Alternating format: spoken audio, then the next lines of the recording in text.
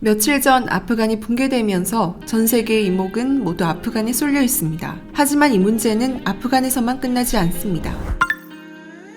세계는 현재 물 부족 사태에 직면했습니다. 전 세계 인구의 4분의 1이 극심한 물 부족에 시달리고 있는 것으로 조사됐습니다. 그중 물 부족 최악의 국가는 이란, 인도, 파키스탄 등 아프간과 인접한 나라들이 해당됩니다. WRI 앤드류 스티어 최고 경영자는 그 누구도 이야기하지 못하는 가장 큰 위기는 물 부족이다라며 그 결과는 식량 불안정, 분쟁과 이주, 그리고 재정 불안정의 형태로 명백히 드러난다고 강조했습니다. 한편 아프간과 국경을 맞대고 있는 나라인 이란은 최근 텔레반과의 거리를 좁혀오고 있습니다. 이란은 물 분쟁을 겪으면서 간이선 정부와 사이가 틀어졌는데요. 아프간은 이란으로 흐르는 남서부 헬마드강 상류에 카말칸댐을 세우고 이란에 대한 물 공급량을 통제해왔습니다. 간이전 대통령은 지난 3월 더는 이란에 공작물을 줄 수 없다라며 물을 더 받고 싶으면 석유를 달라고 요구해 이란에 반발을 샀습니다. 미국 월간지인 포린폴리시는 이란이 탈레반을 지원하는 주된 이유는 국경을 넘어 국가로 흘러드는 물이 필요하기 때문이라고 말했습니다. 이란은 파키스탄에 이어 세계에서 두 번째로 많은 아프간 난민을 수용하고 있습니다. 때문에 이란은 난민 유입을 줄이기 위해서라도 아프간 안정이 절실한 것이죠.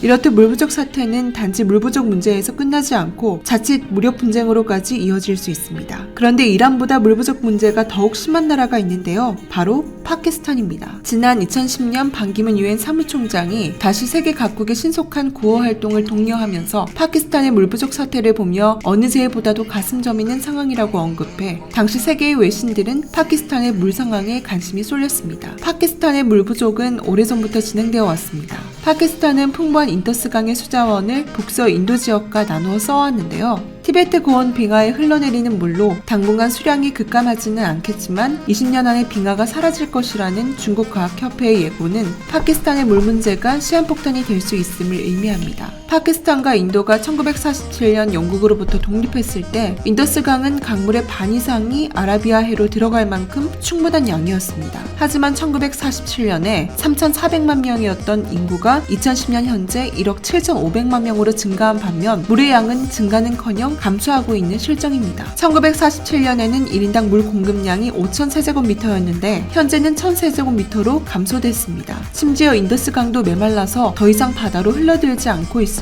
파키스탄의 물 부족 문제를 더욱 심각하게 만드는 요인에는 파키스탄 쪽의 빙하가 녹아내려 수량이 감소하기도 했습니다. 이러한 상황에서 인도 측은 같은 양의 물을 그대로 가져갔고 파키스탄 측은 빙하로 줄어든 3개의 지류 중 2개에서 인도가 차출해가는 수량을 고스란히 빼앗기고 있는 실정이죠. 결국 인간의 잘못으로 시작된 지구온난화로 빙하가 녹아내려 물 부족 문제까지 이어지고 있는 상황입니다. 한편 이런 상황을 지켜본 한국은 마침내 파키스탄에 손을 내밀었습니다. 한국국제협력단 코이카는 급격한 인구 증가, 도시화, 기후변화로 물 부족에 시달리는 파키스탄의 수질 환경 개선에 나서야 한다고 13일 밝혔습니다. 유니세프와 WHO의 최근 보고서는 2억 2천만 인구 대국인 파키스탄 가정의 70%가 오염된 물을 식수로 사용해 매년 5만 명의 아동이 사망하고 있다고 지적했습니다. 코이카는 파키스탄에 안전한 식수를 공급하고 UN 지속가능 발전 목표 중 깨끗한 물과 위생 달성을 위한 수질 모니터링 시스템 역량 강화 사업에 나섭니다. 이 사업을 위해 한국광해관리공단과 한국수자원공사가 3일에서 12일까지 파키스탄을 방문해 조사했습니다. 코이카는 2024년까지 742만 달러, 하나로 85억 원을 투입해 파키스탄 내 물 분야 법, 제도, 행정체계 개선안을 마련하고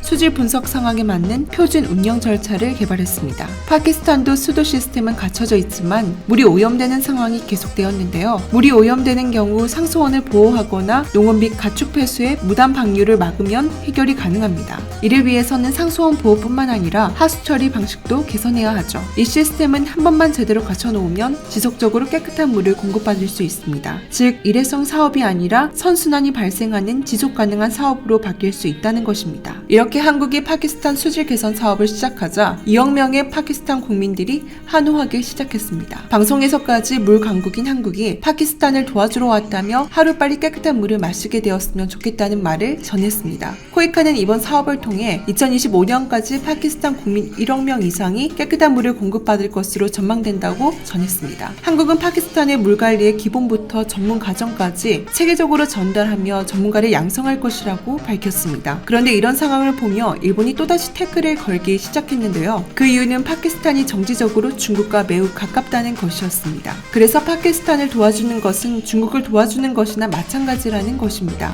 물론 일본의 이러한 주장은 사실이었습니다. 파키스탄과 중국은 얼마 전까지 좋은 관계를 유지해왔기 때문이죠. 그런데 파키스탄은 왜 중국과 손을 잡았던 것일까요? 파키스탄이 중국의 손을 잡은 이유는 바로 인도를 견제하기 위함이었습니다. 인도는 대표적으로 중국과 마찰을 빚는 국가이고 인도는 과거 파키스탄의 제일 분쟁 국가였기 때문에 중국과 손을 잡았던 것입니다. 그런데 파키스탄은 현재 중국의 1대1로 사업에 참여했다가 빚더미에 앉아 반중 심리가 상당한 상황입니다. 앞서 파키스탄은 중국이 진행하는 1대1로 사업에서 대규모 차관을 끌어왔다가 최근 국가부도 위기를 맞았습니다. 그래서 중국이 파키스탄 경제난의 원인이라며 불만과 함께 우려가 터져나오고 있습니다. 불만이 커지던 중 2018년에는 중국의 사업을 반대하는 조직이 중국 영사관을 겨냥한 자살 폭탄 테러를 벌여 7명이 숨지는 사건도 벌어졌습니다. 당시 파키스탄 경찰청장은 범인 3명이 폭발물을 가득 실은 차를 타고 왔으나 건물 방비가 두터워 6가 내로 들어가지는 못했다고 말했습니다. 테러범 중 한 명은 자살폭탄 조끼를 입고 있었으며 1시간 가까이 이어진 총격 과정에서 현지 경찰관 2명과 중국 비자를 신청하러 왔던 파키스탄인 부자가 목숨을 잃었습니다. 테러 직후 파키스탄 무장반군 조직인 BLA가 배후를 자처하고 나섰는데요. 이들은 이날 로이터 통신 등에 오늘 공격은 우리가 한 일이며 앞으로도 계속할 것이라며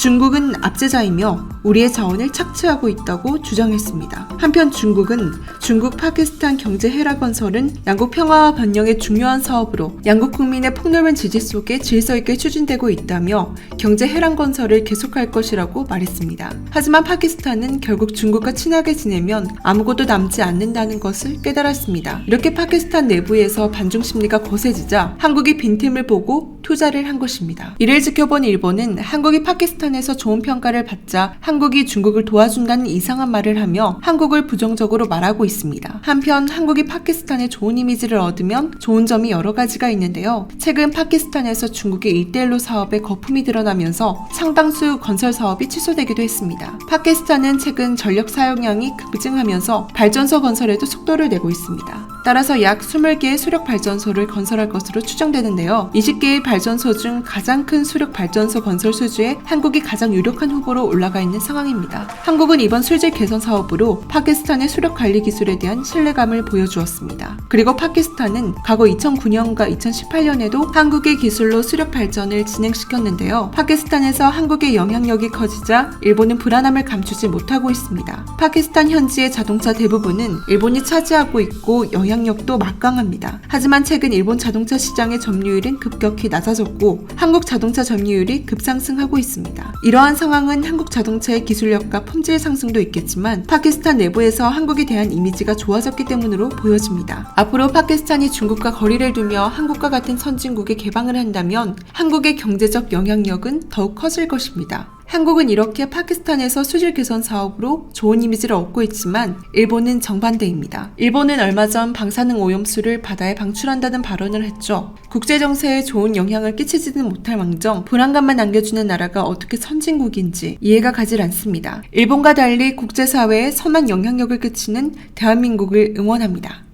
혹시 광고 하나 해도 될까요? 내일 상승할 종목이 궁금하시다면 오른쪽 버튼을 꼭 클릭해주세요. 시청해주셔서 감사드리며 내일 다시 찾아오겠습니다.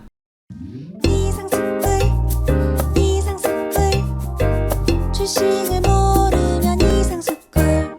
주식 모르니? 이상스쿨.